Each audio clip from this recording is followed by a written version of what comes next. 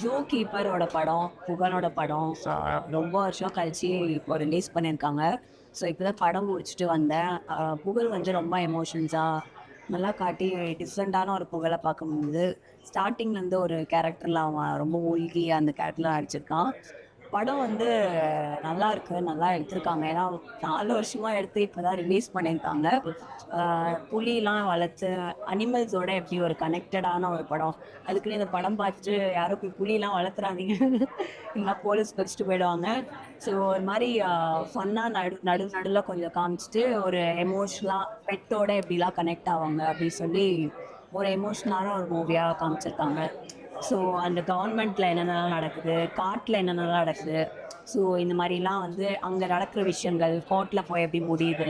So அந்த மாதிரி ஒரு பசங்களுக்கெலாம் வந்து பிடிக்கும்.